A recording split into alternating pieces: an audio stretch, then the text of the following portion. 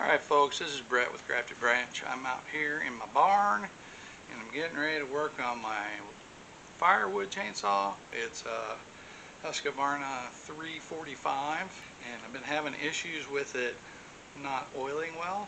I'd run the saw for 4 or 5 minutes.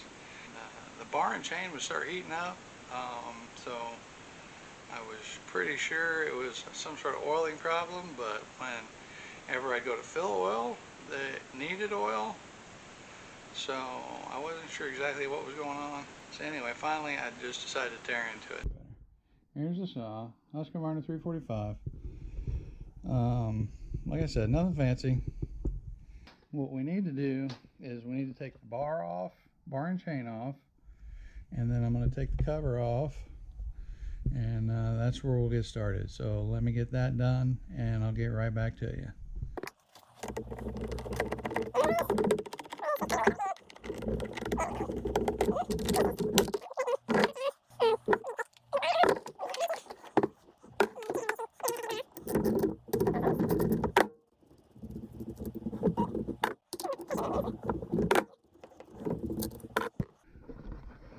I'm needing to get underneath this piece because that's where the oil stuff is.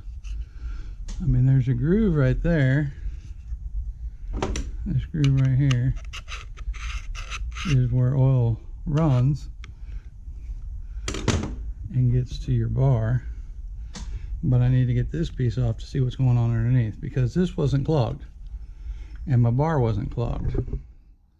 Now I've got to remove the clutch. So in order to do that, we're going to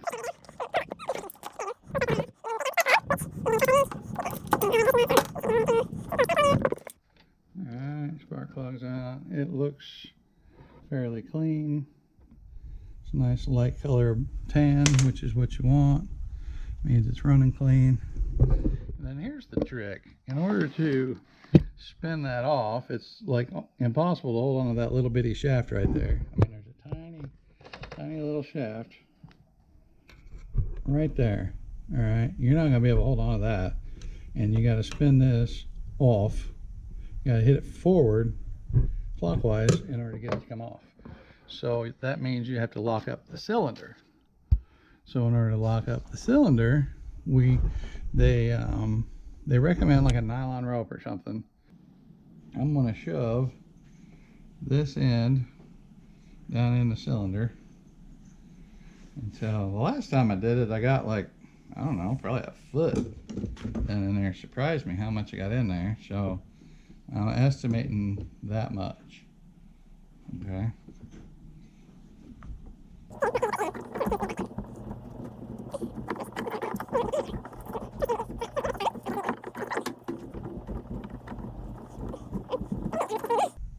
This is lefty tighty, righty loosey. And so then the trick is, what I did, there's this little, right here, you see the little groove right there, and a little like ramp. There's one there, and there's one there. You put a flathead screwdriver in that. I think the other camera's where it needs to be. Let's see, so we get that right there, and we just go. So you get that loose. Alright, that comes off. Now you always know the outside of it because it's got those little ramps on it. Alright, the inside doesn't have those ramps. Okay, set that aside. Now this is our sprocket. This here is our sprocket assembly. And you just pop that off.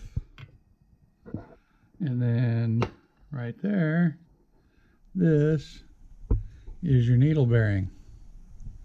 And see, it's like little bitty needles, and they roll. Now this is something that's pretty fragile, and you want to make sure you don't tear it up. And you make sure you grease it before you put it back on. Alright. So then the next thing is we need to get that Allen wrench so that we can pull that apart. Wrong screwdriver. There's this little piece right here that comes out.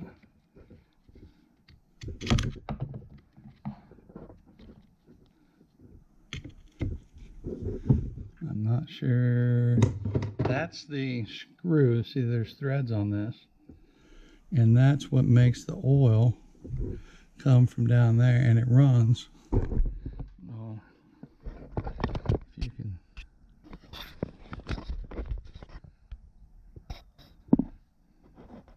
I don't know if you can see that. Right there. That little roller that's got lines in it. That screw runs that roller, and that roller is the pump, oil pump.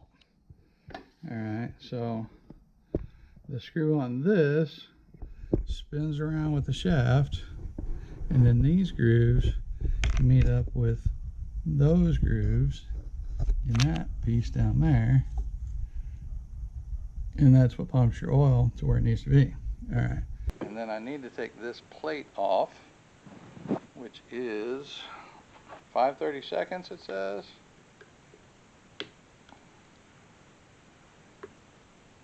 And I just picked up these T-handled X wrenches from Harbor Freight last month, I think it was, maybe 2 months ago. First time I'm really getting to use them. So now that screw is a screw that is tight all the way in and out, just for the record, so you just expect that. Then this plate comes off. Alright. And then here's your oiler right here. So, like I said before, this is your oiler.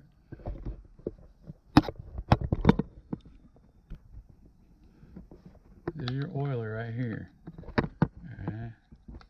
This piece here. It snaps in place right here.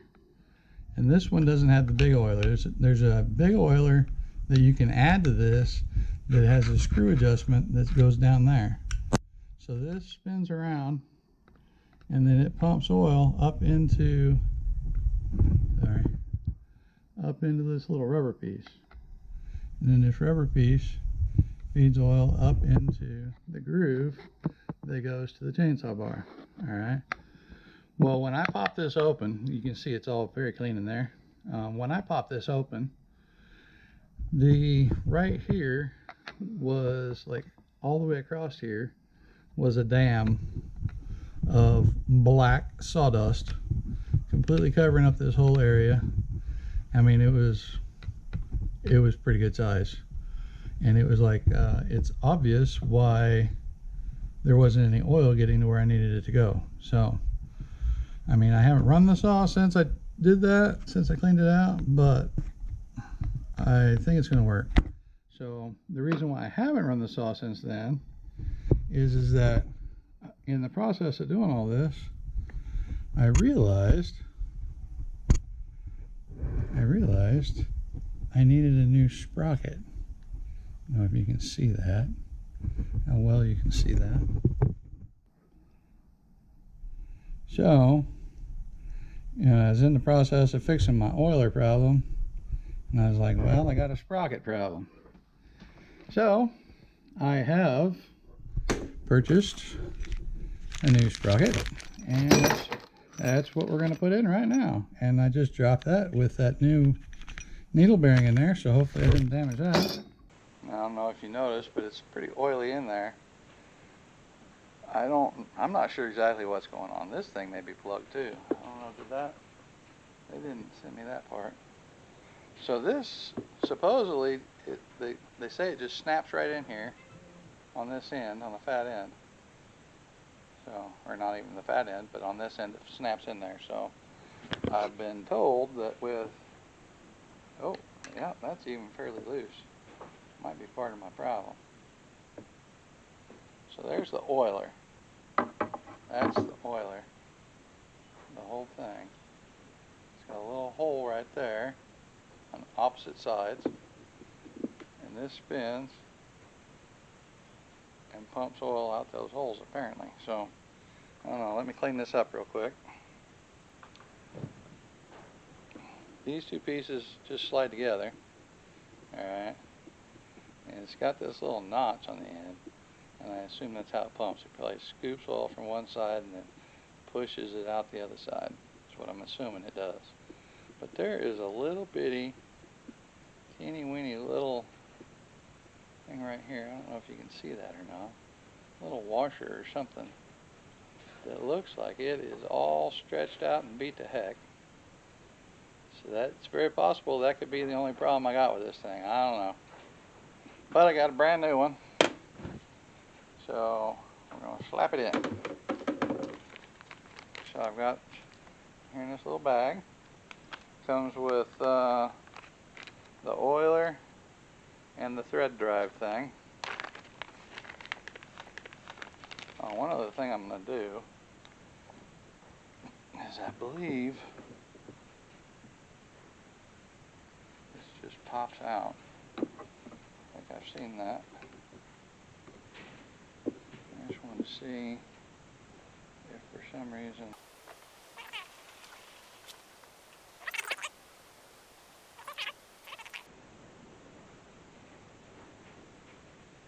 now these have the ability, I'll show you something here real quick. These have the ability that you can put, see right here is, look down there, shadow. See there's a hole there that goes through that side, through the bottom there. That's where you can actually put the bigger oiler in there that's adjustable. It snaps right in place. And then you just need a screw. Hang on, let me change hands.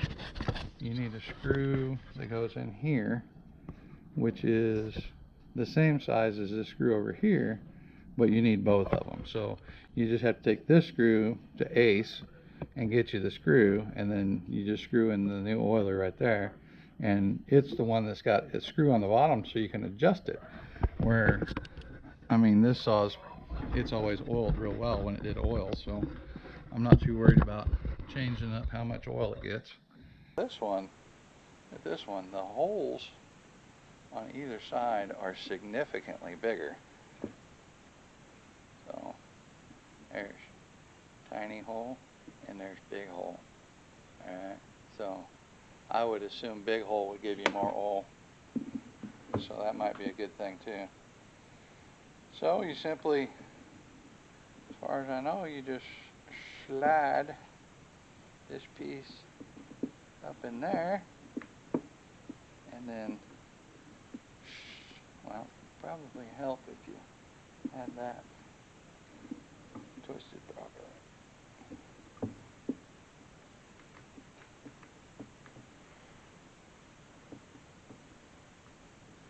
Okay, so it's got a little, see right here, it's got these grooves on either side.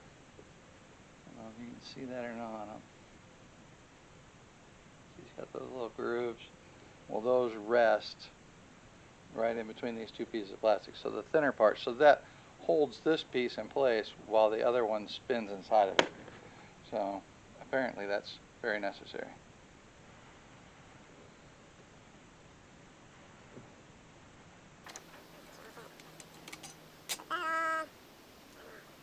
Screw started. Handy dandy. 30 seconds. Like I said, this one is, it's just snug all the way in and out. It doesn't ever feel like it's stripped or anything. It's just snug. It's just kind of odd in my opinion, but just give it a little tweak like that. You can really see those grooves in there now. That's the new one without a bunch of goop in it yet. Alright. And then these new threads. And we gotta kind of twist it down in there. Well, that's a lot more snug than the previous one.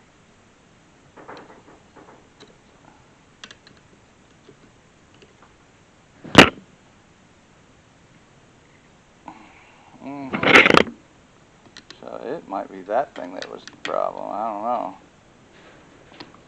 But it's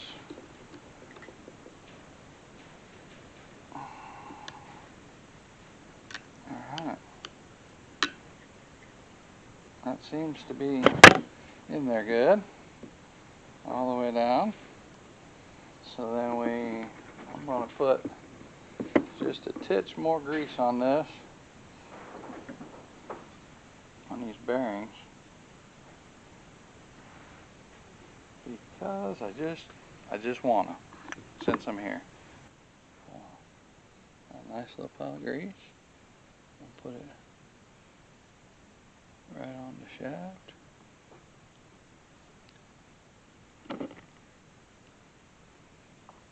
So when I slide my bearing on there, it'll be right there for the bearing.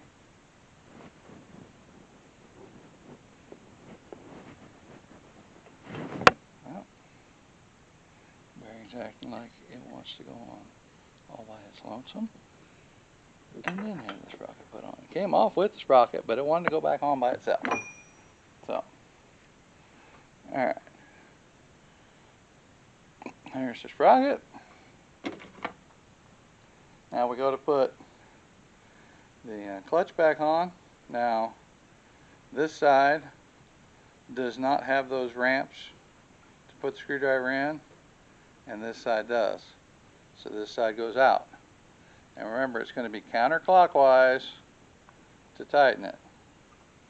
So we'll get it started, and then we just spin her on.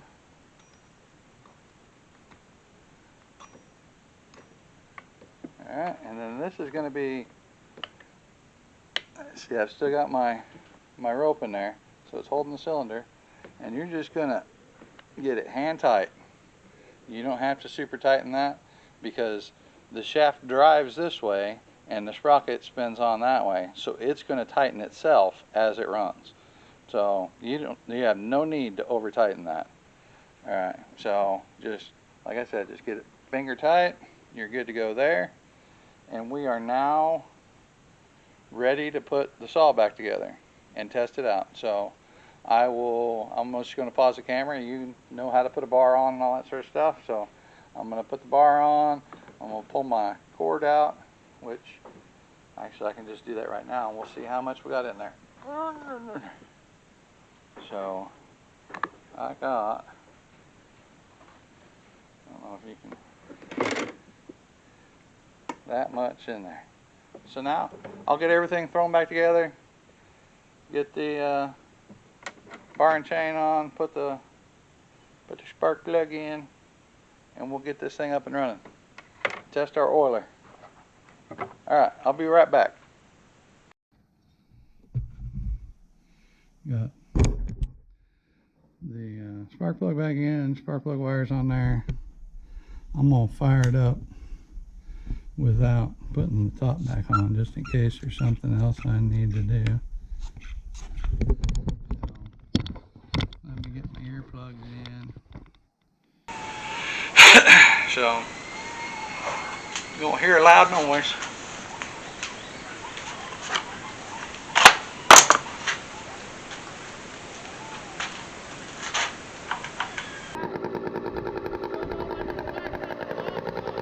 When I went to run that saw in that video, it wouldn't start. I had flooded it because I had it upside down, just making sure that I didn't have any little chunks in the cylinder, and it got flooded, so it wouldn't start.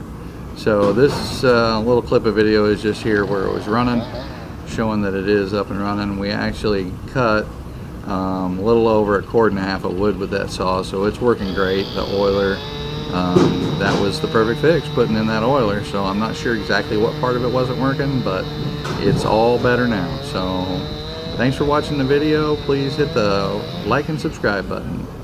Have a blessed day.